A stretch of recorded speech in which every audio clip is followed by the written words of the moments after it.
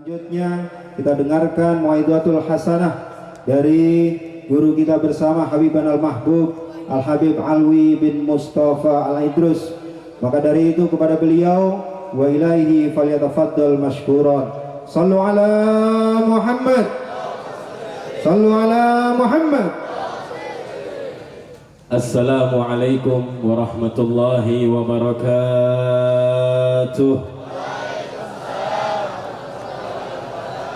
Alhamdulillah ala ni'amihil mutawatirah wa ayadihil mutakathirah wa minanihil ghamirah. Wassalatu wassalam ala sayyidina wa habibina Muhammad bin Abdullah sayyidi ahli dunya wal akhirah wa ala alihi wa ashabihi anjumiz zahirah. Rabbi syrah li sadri bima syarahta bi sudur salihin min ibadik wa yassir li amri bima yassarta umur salihin min ibadik wahdi qalbi bima hadaita bi qulub salihin min ibadik wa saddid lisani kama sadatta alsinatas salihin min ibadik. Amin amin ya rabbal alamin. Amma ba'du, yang sama-sama kita hormati dan kita cintai guru kita bersama, akhina fillah, guru saya juga, Al-Habib Abdullah bin Ali bin Salih bin Abdullah Al-Attas, matta'anallah bituli hayatih. Juga akhina fillah, Al-Habib Ahmad bin Hussein Al-Attas, Al-Habib Muhammad bin Alwi Al-Attas, Al-Habib Mustafa bin Aqil Al-Habshi, Al-Habib Zain bin Saggaf Al-Attas, Al-Habib Hashim bin Alawi Al-Attas, Al-Habib Abdullah bin Ali Aidid, Al-Habib Ali Al-Kaf, dan para asatid, para dewan guru Majelis Ta'alim Riyadhus Shalihin, terutama Al-Ustadz Ma'sum yang kita kenal dengan Ustadz Aceh, betul? Matta'anallah bituli hayatihim. Semoga kehadiran mereka semuanya menjadikan sababan, salah satu sababan malam hari ini kita mendapatkan rahmat Allah subhanahu wa ta'ala. Amin ya rabbal alamin. Dan juga salam penghormatan yang luar biasa pada hadirin hadirat, muslimin muslimat, mukminin mukminat yang malam hari ini hadir ke Majelis Ta'lim Riyadhus Shalihin, tidak pulang insyaallah dari ini tempat kecuali Allah lewatkan segala dosa-dosa kita. Tidak keluar dari ini acara kecuali Allah lupakan segala dosa kita. Allah hapus segala kesalahan kita. Yang punya hajat Allah ijabahkan dengan cara sehat wal afiah. Yang belum punya jodoh Allah mudahkan jodohnya. Dipilihkan jodohnya saleh atau salehah. Yang belum punya rezeki Allah adakan rezekinya, Allah tambahkan rezekinya dengan cara sehat wal afiah. Amin amin ya rabbal alamin. Ahibba'il kiram, kayaknya nggak panjang-panjang nih, udah 10:30 baru tumben kayaknya nih. Di Bantar Gebang ngomong mulai jam 10:30 ya, tapi alhamdulillah semuanya masih seger, masya Allah. Emang kalau masuk Bantar Gebang paling beda ya. Masuk daerah sini paling beda, satu Bekasi paling beda di sini. Sempit-sempitan mau, duduk dempet-dempetan mau, masya Allah, alhamdulillah. Malam hari ini guru kita Al-Ustadz Ma'sum beserta Majelis Ta'alim Riyadhus Shalihin mengajak kita untuk memperingati Isra dan Mi'rajnya Rasulullah Sallallahu Alaihi Wasallam. Sedikit kita mengerti tentang Isra dan Mi'rajnya Rasulullah Sallallahu Alaihi Wasallam. Kenapa mereka, para ulama kita, para asatid kita, kok tiap tahun bikin Isra Mi'raj peringatan? Karena yang pertama, alasan pertama, malam Isra Mi'raj malam spesialnya Rasulullah. malam Isra Mi'raj, malam khususnya Nabi Muhammad, bukan untuk kita. Wah Beb, Lailatul Qadar gimana Beb? Lailatul Qadar malam spesialnya kita umatnya Rasulullah. Tapi kalau malam Isra Mi'raj, malam spesialnya Rasulullah. Rasulullah nggak butuh sama Lailatul Qadar. Yang butuh dengan Lailatul Qadar kita, umatnya Rasulullah Sallallahu Alaihi Wasallam. Jadi kalau ditanya, kita bisa tanya, ya Rasulullah, malam yang paling anugerah yang luar biasa dari Allah tuh kapan? Pasti dijawabnya malam Isra dan Mi'rajnya Rasulullah Sallallahu Alaihi Wasallam. Karena malam spesial beliau. Kenapa? Malam tersebut 1400 tahun yang lalu beliau Rasulullah ra'a rabbahu. Beliau melihat zatnya Allah Subhanahu wa taala dengan wujudnya beliau jadi manusia. Beliau Rasulullah melihat zatnya Allah dengan mata zahir, bukan mimpi, dengan jasad yang zahir, bukan pakai tameng, bukan lagi mimpi, bukan lagi hayal. Sallu alal habib, sallu alal habib. Maka dikatakan puncak kenikmatan yang Nabi Muhammad dapatkan adalah ketika malam 27 Rajab Allah Subhanahu wa taala panggil tuh Nabi Muhammad untuk bertatapan langsung. Sallu ala Muhammad. Tapi hikmah-hikmahnya memang banyak. Hikmah Isra Mi'raj banyak. Cuman kita perlu tahu sebelum, kenapa sih bisa dikasih Isra Mi'raj? Apakah gratis? Kita pun nanti bisa umatnya. Insya Allah malam hari ini kita minta Ustadz Ma'sum beserta Dewan Guru Riyadhus Shalihin berdoa untuk kita semua, para habaib yang hadir, biar kita nanti bisa melihat zatnya Allah. Amin. Di surganya Allah. Amin ya Rabbal Alamin. Karena ada riwayat begini dari Nabi Muhammad.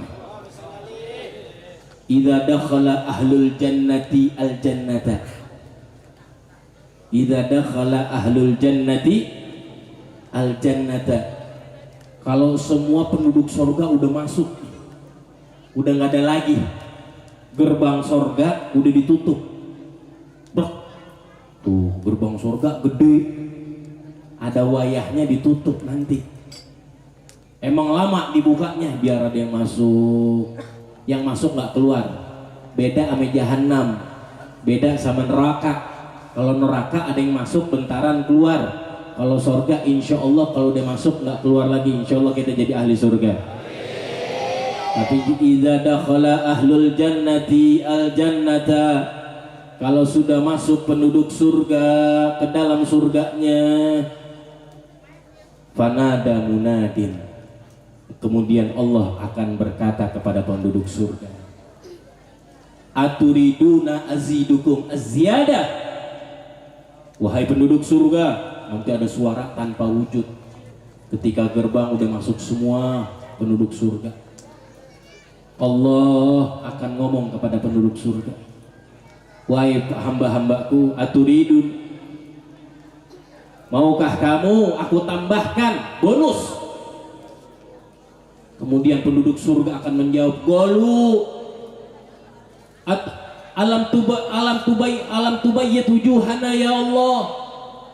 Bukankah engkau sudah membuat wajah kami ini berbinar-binar, kami udah senang, kami udah di surga. Alam tudkhilan jannah, bukankah engkau sudah masukkan kami ke dalam surga?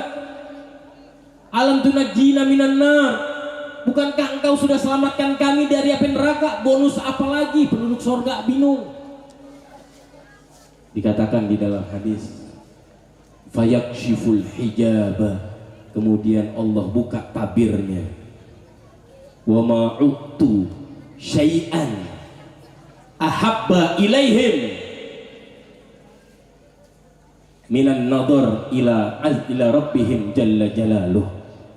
Tidak ada pemberian bagi ahli surga ketika itu, ketika Allah membuka tabirnya. Tidak ada anugerah yang paling orang surga demenin dari istana yang dari emas, dari bidadari katanya ada 70 setiap orangnya, katanya rumah di sana terbuat dari emas, yang katanya sungai itu ada yang kayak madu rasanya, ada yang kayak susu beningnya, ada yang apa aja.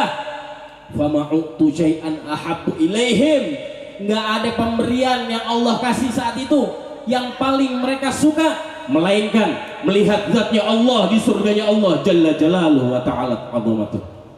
Di saat itu Allah buka tabir, seluruh penduduk surga melihat zatnya Allah, dan dari saat itu Allah akan berfirman, wa tala qaulahu lilladzina ahsanul husna wa ziyadah. Inilah untuk kalian wahai penduduk surga, kalian telah berbuat baik di muka bumi, ini bonus untuk kalian. Shallu ala Muhammad. Bisa nanti tuh penduduk surga melihat Allah, tapi Nabi Muhammad belum meninggal udah ngelihat Allah. Nabi Muhammad belum nunggu masuk surga udah ngelihat Allah. Kalau kita masih ntar dulu, masih ada fase sebelum surga atau neraka. Tapi Nabi Muhammad malam 27 Rajab diperlihatkan langsung oleh Allah, nggak ada tadang aling-aling lagi tuh. Kalau kata orang mari, nggak ada lagi batasan sama Allah dengan Nabi Muhammad. Maka dikatakan di dalam burdah, saraita min haramin lailan ila haramin kama saro badru fil fiddaji minad dulami tak wabit tatarqa ila anilta manzilatan min qabi kausaini lam tudrak walam turami. Al-Imam Busiri mensifatkan Nabi Muhammad di dalam burdahnya, engkau wahai Rasulullah diperjalankan malam hari dari tempat yang suci Masjidil Haram sampai ke Baitul Maqdis, tempat yang suci juga yang dihormati oleh Allah. Wa bitta tarqa alila anilta manzilatan, dan kau di malam hari tersebut engkau naik sehingga kau mendapatkan ketingkatan, kau mendapatkan posisi min qabi kausaini, kau mendapatkan posisi terdekat dengan Allah yang seperti ujung busur panah dengan ujungnya. Busur panah sama ujung, dari ujung kanan sama kiri kira-kira ada 1 meter enggak? Enggak ada 1 meter. Dekatnya Allah dengan Nabi Muhammad sangat dekat. Lam tudrak walam turami. Yang nabi atau rasul seperti apapun tidak pernah mendapatkan tingkatan seperti Nabi kita Muhammad sallallahu alaihi wasallam. Loh, ada beb katanya ada nabi pernah naik ke langit. Betul, Nabi Allah Idris naik ke langit. Wa rafa'nal Idrisa ila ilin, dikatakan dalam Al-Qur'an. Betul, cuma Nabi Idris sampai langit keempat. Beb, Nabi Allah Ibrahim, betul, Nabi Allah Ibrahim cuma sampai langit ke-7. Tapi Nabi kita Muhammad dari langit ke-7 nembus ke Sidratul Muntaha, dari Sidratul Muntaha sampai Baitul Maqmur namanya, dari Baitul Maqmur tembus lagi sampai melihat Allah. Nabi Allah Musa di dunia pernah ngerengek, pernah minta, Rabbi arini andur ilaik, ya Allah biarkan aku melihatmu ya Allah. Apa kata Allah? Lantarani, engkau gak bakal lihat saya wahai Musa, tapi disuruh lihat ke gunung, saya akan lihatkan zat saya kepada gunung. Dikasih lihat tuh zatnya Allah ke gunung, bukan ke Nabi Allah Musa. Hancur tuh gunung, hancur, berkeping-keping. Nabi Musa pingsan di tempat. Nabi Musa.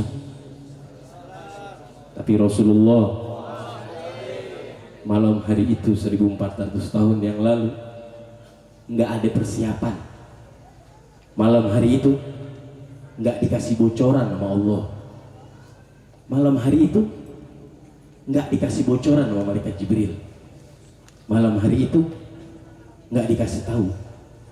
Nabi Muhammad lagi tidur. Nabi Muhammad nggak tahu. Apakah malaikat Jibril waktu asar ngomong gitu? Wahai Rasulullah, nanti malam saya ajak ya ketemu Allah. Enggak. Apakah malaikat Jibril di zuhur nih ngomong? Ya Rasulullah, siap-siap ya. Nanti habis Isya malam-malam saya ajak melihat Allah. Enggak. Nabi Muhammad nggak tahu. Nabi Muhammad nggak dapat kabar. Kok bisa dapat Isra Mi'raj?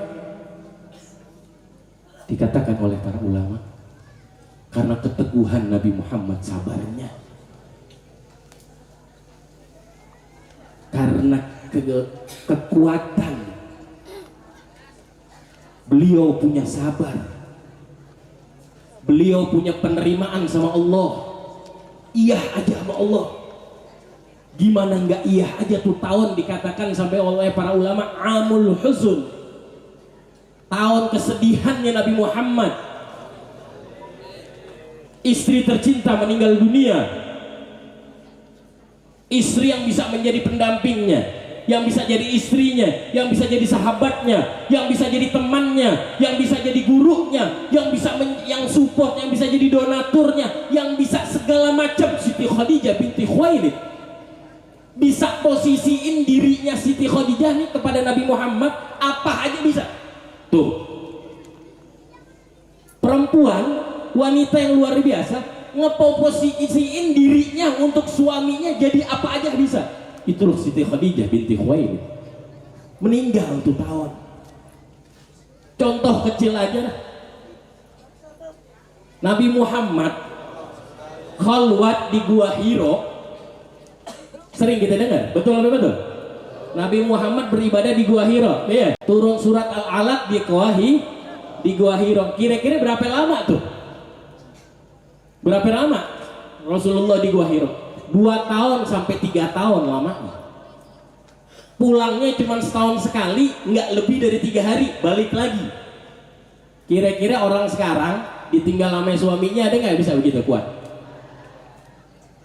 Ada nggak kira-kira? Nabi Muhammad ninggalin Siti Khadijah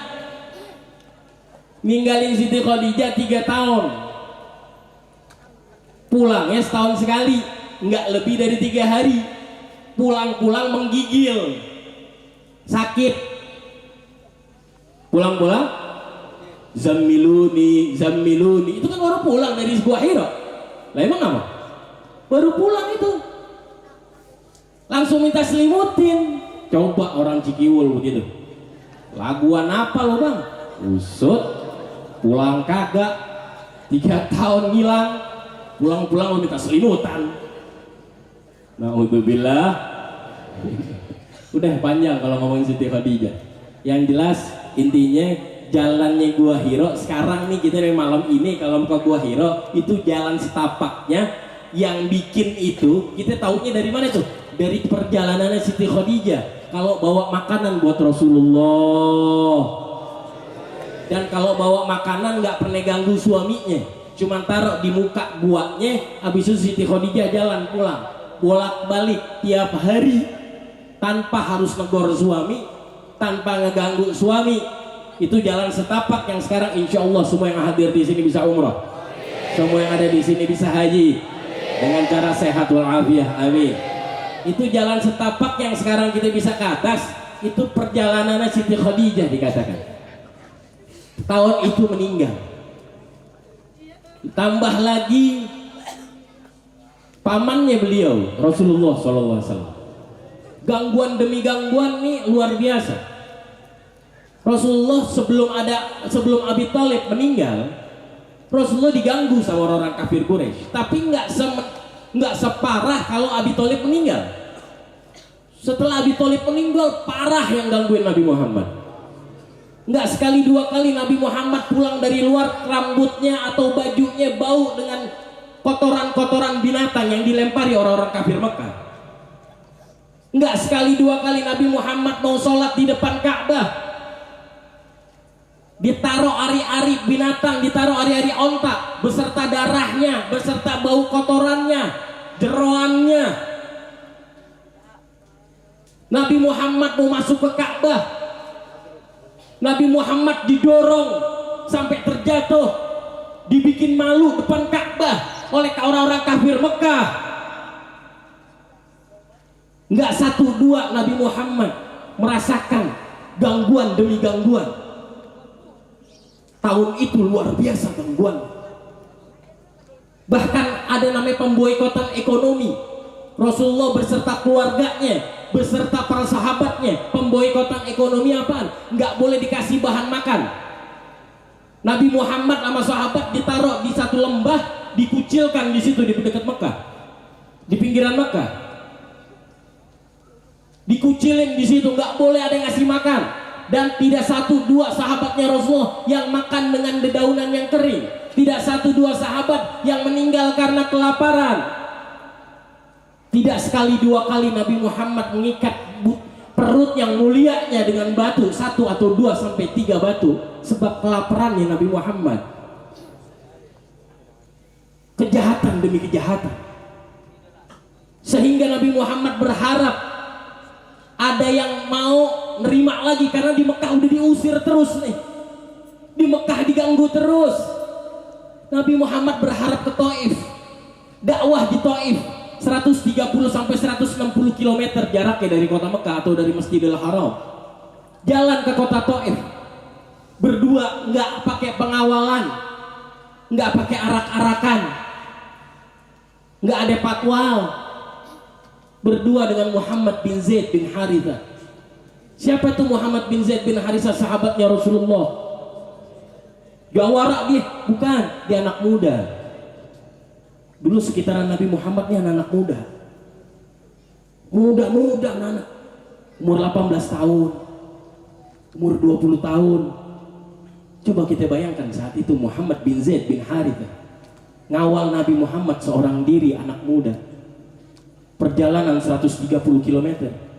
Begitu sampai ke kota Taif, melihat halayak orang sekampung lagi pada ngumpul, dikira mereka ingin menyambut dengan hangat. Tapi begitu Rasulullah dengan Muhammad bin Zaid mendekat, mereka membagi 2 barisan, membagi 2 kelompok, menjadikan 1 barisan kosong untuk Nabi Muhammad lewat dengan Muhammad bin Zaid. Tapi begitu masuk ke dalam lorong tersebut, yang kanan kirinya orang sekampung, mereka langsung menutup, dipukulin Nabi Muhammad, dilempar wajahnya dengan apapun barang. Ada yang melempar dengan kayu, ada yang melempar dengan batu, ada yang melempar dengan sendal mereka, ada yang mukul dengan tangannya, ada yang nendang dengan kakinya. Sallu ala Muhammad, sallu ala Muhammad. Nabi Muhammad dipukulin sekampung dengan Muhammad bin Zaid bin Harithah. Bahkan dikatakan Muhammad bin Zaid bin Harithah ini bukan lagi dia yang paling dipukulin. Dia ini nggak boleh ngelihat ada barang yang pengen nyampe ke tubuh yang mulia Rasulullah. Muhammad bin Zaid duluan nyamperin itu barang, entah batu, entah kayu, entah apa aja. Ngelihat dari sono ada batu, dia duluan. Di sini paling sibuk Muhammad bin Zaid ngiterin tubuh yang mulia Nabi kita Muhammad sendiri. Sallu ala Muhammad. Ada kiri ada batu, beliau begitu. Di sini ada batu, terus dilindungi Nabi Muhammad sampai berjalan untuk melewati kerumunan orang sekampung, sampai kelewatin orang sekampung. Dia istirahat, beliau istirahat Rasulullah Shallallahu Alaihi Wasallam di kebunnya Utbah bin Rabi'ah, seorang kafir yang paling bengis. Di saat itu Nabi Muhammad mengadu kepada Allah, Allahumma ashku ilaik du'fa quwwati wa qillat hilati wa hawani 'alan nas. Ya Allah, lagi bersimbah darah kaki beliau.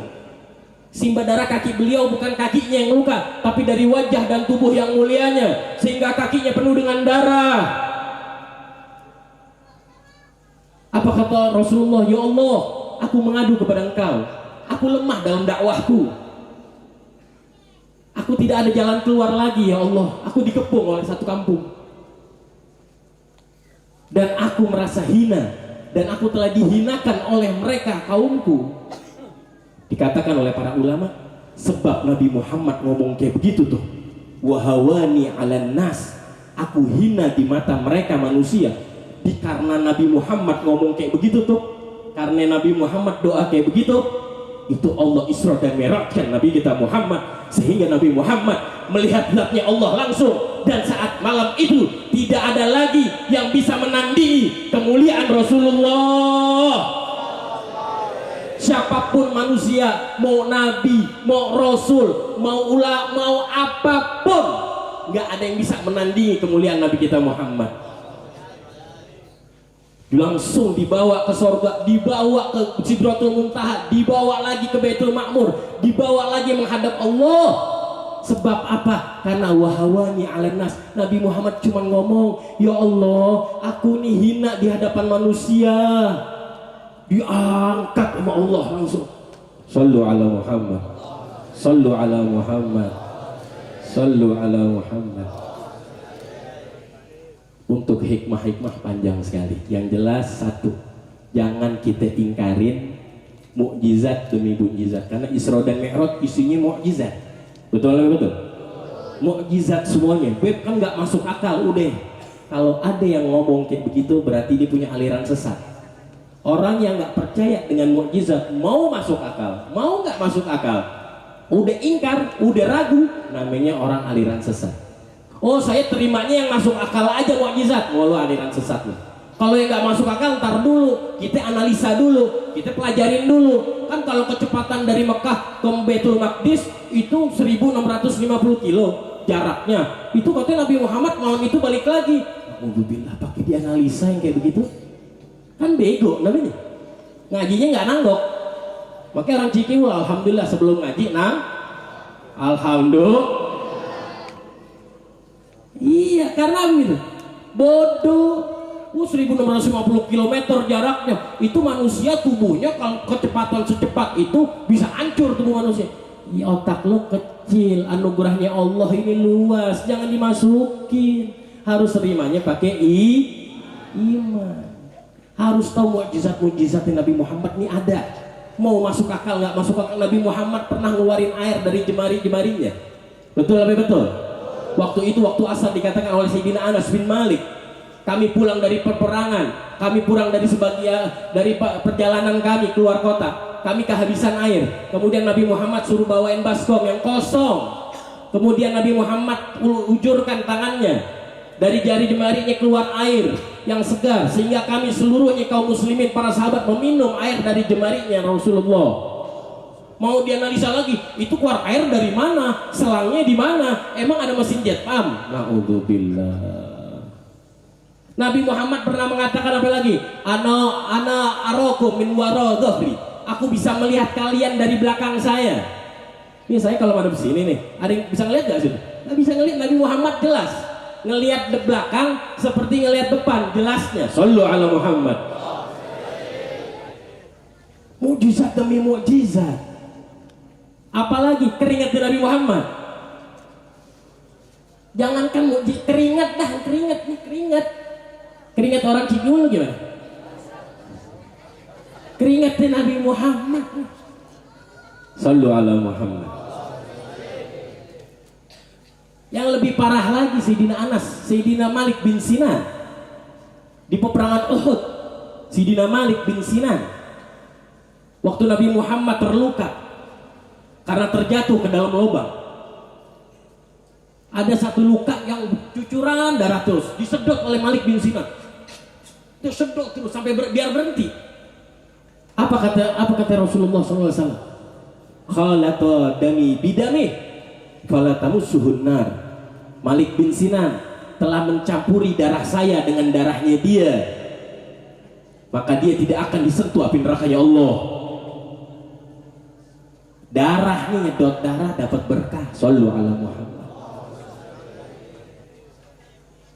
Sekeringat ya Rasulullah SAW yang sudah populer, yang mungkin saya sudah sering cerita. Ada seorang miskin di kota Madinah. Orang miskin, keluarga miskin, dia punya anak perempuan satu-satunya, cuman miskin ini keluarga. Suatu hari ini anak perempuan dilamar sama orang. Begitu dilamar, lamaran udah selesai, keluarga laki pulang. Keluarga laki pulang, ini anak perempuan nangis di dalam rumah, di dalam kamar. Ayahnya masuk ke dalam kamar, melihat putrinya nangis. Ditanya, wahai putriku, kenapa engkau nangis? Ayah, diam. Diam ini anak. Ya wahai putriku, baru aja lamaran datang kepada engkau. Kau akan nikah bentar lagi. Ditambah nangis lagi, betul ayahku. Kita ini keluarga miskin. Kita nggak bisa membeli minyak wangi. Kita tidak bisa membelikan. Aku tidak bisa beli buat yang mengharumkan tubuhku, wahai ayahku, nanti di hari pernikahanku. Kita akan malu. Pakai minyak wangi apaan? Kita nggak punya duit. Nangis ayahnya juga. Dipeluk putrinya. Nangis. Berdoa. Orang miskin. Mau beli minyak wangi nggak bisa. Kata ayahnya, sebentar wahai putriku, aku akan mengadu kepada Rasulullah. Saat itu juga tuh ayah pergi ke rumah Rasulullah. Rasulullah ada di dalam rumahnya. Ketika itu panas yang terik. Melihat ini orang datang, Rasulullah terkejut. Ada apa engkau? Datang bukan di waktunya. Betul ya Rasulullah. Lagi panas-panasnya saat itu. Ya Rasulullah, aku baru dilamar, anakku baru dilamar. Lamaran pulang anakku nangis. Kenapa nangis? Karena anakku mengatakan kami tidak bisa beli mewangian untuk mengharumkan rumah dan tubuhnya dia nanti di hari pernikahannya dia. Oh itu aja? Iya ya Rasulullah, kami orang miskin, kami tidak bisa beli wangian. Sebentar kata Rasulullah. Diambil oleh Rasulullah mangkok. Saat itu lagi panas terik. Rasulullah kumpulin keringatnya sendiri. Sallu ala Muhammad. Sallu ala Muhammad. Dikumpulin saat demi saat sampai netes terus keringat yang baginda Nabi kita Muhammad, terus netes terus sampai diberikan kepada ini orang tua. Wahai orang tua, kau berikan ini ke anakmu, ke putrimu, simpan di kamarnya, jadikan ini wangian untuk putrimu dan keluargamu. Dibawa oleh ini bapak sampai rumahnya. Mulai hari itu sampai seterusnya, itu rumah terwangi di kota Madinatul Munawwarah. Sebab apa? Cuman sebab nyimpan keringat yang mulia Rasulullah. Sehingga rumah tersebut dikatakan Baitul Mutayyibin, rumah terwangi di Madinatul Munawwarah. Sebab apa? Nyimpan keringat baginda Nabi kita Muhammad. Apalagi mukjizat-mukjizat yang lain. Insya Allah apa yang kita dengar, apa yang kita tahu bermanfaat untuk diri kita semua dengan cara sehat walafiat. Walafu minkum, minta maaf kelamaan. Assalamualaikum warahmatullahi wabarakatuh. Persilahkan, sallu ala Muhammad. Qala Rasulullah sallallahu alaihi wasallam, afdalu ma qultu ana wa nabiyyuna min qabli, la ilaha illallah.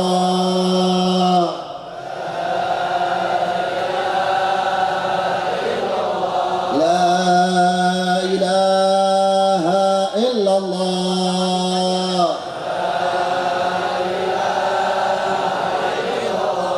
La ilaha illallah.